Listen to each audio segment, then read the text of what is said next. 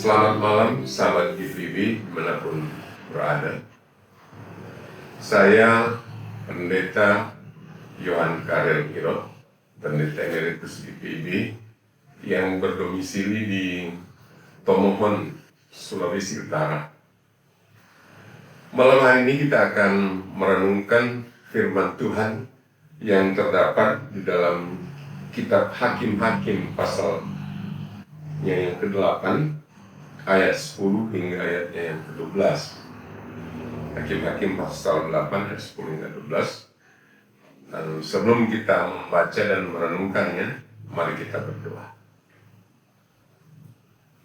Bapa Surgawi, Bapa yang kami puja dan sembah dalam Yesus Kristus oleh persekutuan Roh Kudus, malam hari ini kami datang kepadamu bersyukur untuk kasih-Mu dalam kehidupan kami hari lepas hari.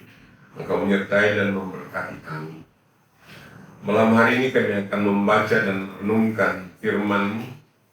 Kami mohon pertolongan Roh Kudus-Mu untuk memampukan kami memahami apa yang menjadi kehendak-Mu dalam firman yang akan kami baca dan kami renungkan. Sehingga firman-Mu ini tidak tertabur dengan sia-sia, melainkan kami pahami, tertanam di hati kami, dan kami boleh berlakukan dalam kehidupan kami yang nyata. Dan hamba-Mu yang akan memberitakannya mampukan untuk dapat berkata-kata seturut kehendak. Terima kasih malam hari ini kami semua sudah siap untuk mendengarkan kebenaran firman. Di dalam nama Yesus firman yang hidup kami mohon. Amin.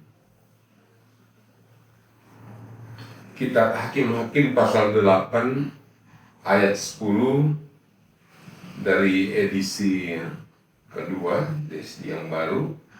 Saya baca demikian. Sementara itu Zeba dan Salmuna ada di Karkor bersama kira-kira 15.000 tentara mereka. Semua tentara yang masih tinggal hidup orang-orang dari timur. Yang sudah tewas ada 120.000 orang. Semuanya bersenjatakan pedang. Gideon maju menyerang melalui jalan orang-orang yang tinggal dalam kemah di sebelah timur, Nobah dan Yokbeha. Lalu mengalahkan pasukan itu ketika pasukan itu merasa aman. Zeba dan Salmuna melarikan diri, tetapi Gideon mengejar dan menawan Zeba dan Salmuna, kedua raja Midian itu. Seluruh pasukan itu dibuatnya lari ketakutan. Sampai demikian pembacaan Alkitab. Terpujilah Kristus. Haleluya. Sahabat GBB yang dikasihi Yesus dimanapun berada. Jika kita diberikan kepercayaan untuk melakukan sesuatu dan hasilnya sempurna, ya pasti kita senang. Dan yang memberikan kepercayaan kepada kita pun ya pasti senang, bahkan lebih senang, karena tidak sia-sia memberikan kepercayaan kepada kita.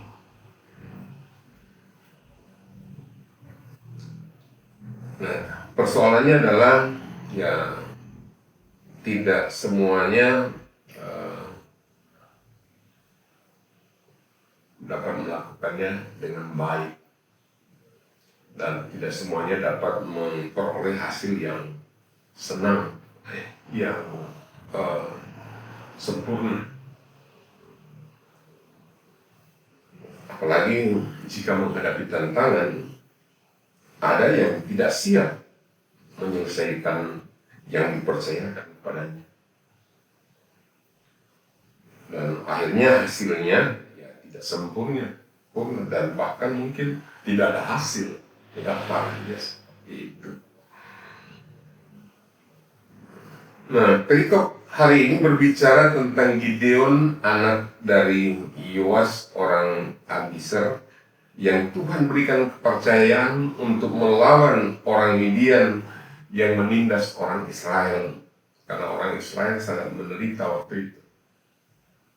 Awalnya Gideon ragu Karena ketika orang Midian menindas orang Israel, Gideon melihat bahwa Tuhan tidak berbuat apa-apa.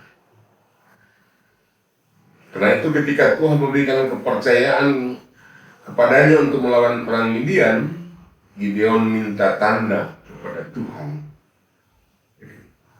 Kita bisa baca dalam pasal 6 ayat 34 sampai 40. Pertama dia minta guntingan bulu domba ditaruh, kemudian ada embun basah tetapi sekitarnya kering, dan itu dituruti oleh Tuhan. Tapi dia belum puas, minta sekali lagi. Bulu domba yang basah itu nanti kering, tapi di sekitarnya basah semua. Ya itu dituruti oleh Tuhan. Dan akhirnya dia menjadi yakin bahwa Tuhan akan menyertai dia di dalam melawan perang Midian ini. Nah, Tuhan meminta untuk melaksanakan tugas tersebut, dan Gideon mengumpulkan 30.000 orang untuk menyertainya dalam perjuangan melawan orang Midian yang menindas Israel.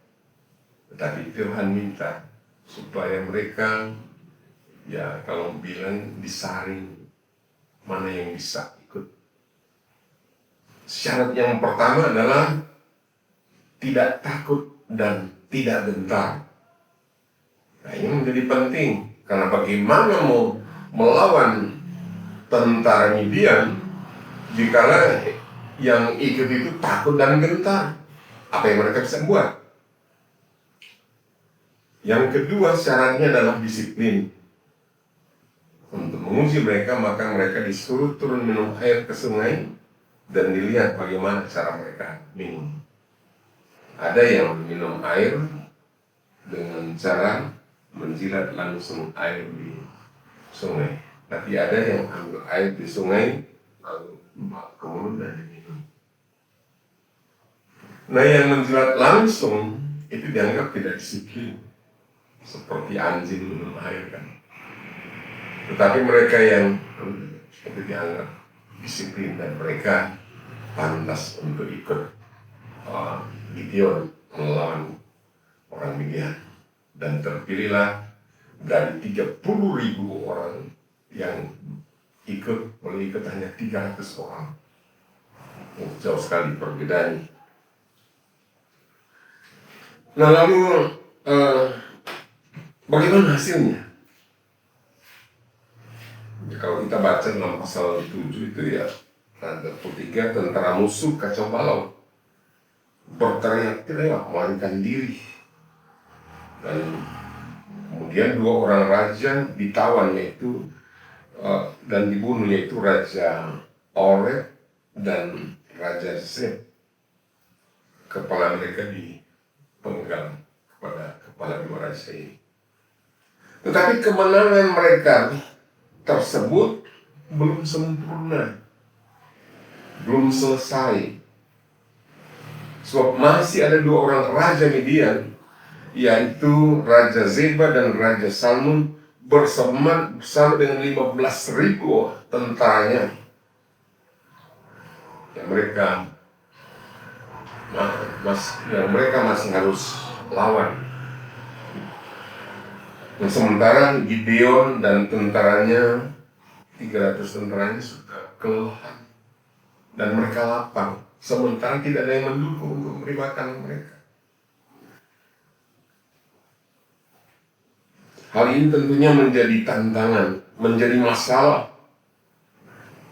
Bisa saja mereka berpikir, kalau begitu untuk apa kita capek-capek kalau tidak didukung? Makan aja orang nggak mau ngasih.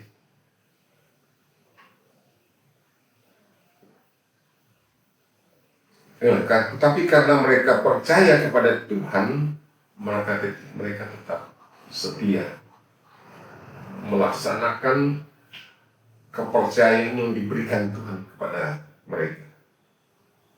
Dan hasilnya dalam bacaan kita hari ini, ayat yang 10, 120.000 orang Midian tewas. 120 orang Midian tewas. Dan kedua raja yaitu Zeba dan Raja Zalmunna ditangkap oleh Gideon. Dan menurut ayat selanjutnya ayat 21, Gideon membunuh mereka. Nah, kesetiaan Gideon dan 300 tentara dalam melaksanakan kepercayaan yang diberikan kepada mereka membawa hasil yang sempurna. Nah, hikmah yang dapat kita ambil dari renungan ini dalam menjalani tahun 2026 apa? Ya, sebab tantangan dapat kita temui kapan saja di tahun 2026 ini. Yang kita butuhkan yang pertama adalah percaya pada penyertaan Tuhan. Bahwa Tuhan akan menyertai kita di tahun 2026 ini. Kita harus yakin, kita harus percaya. Yang kedua, jangan takut dan gentar memasuki tahun 2026 ini. Sahabat, Tuhan akan menyertai kita. Yang ketiga, disiplin. Disiplin menjadi penting. Kalau orang tidak disiplin, repot. Apa yang bisa dicapai kalau orang tidak disiplin? Yang keempat, untuk mendapatkan hasil yang sempurna di tahun 2026 ini dibutuhkan kesetiaan. Sekalipun akan menghadapi tantangan ini, kita tetap setia jalani kehidupan ini bersama dengan Tuhan. Ini kalau mencapai hasil yang sempurna di tahun 2026 ini. Amin. Tuhan berkati kita semua. Mari kita berdoa. Terima kasih Tuhan untuk kasih-Mu malam hari ini. Kami boleh membaca dan merenungkan kebenaran firman. Kiranya firman ini menjadi kekuatan kami menjalani tahun 2026 ini. Karena itu Tuhan tanamkan dalam hati kami dan mampukan kami untuk dapat melakukannya dalam kehidupan kami sehari-hari. Sebab tanpa pertolongan-Mu kami tidak dapat melakukannya. Di dalam nama Yesus, firman yang hidup, kami memohon. Amin.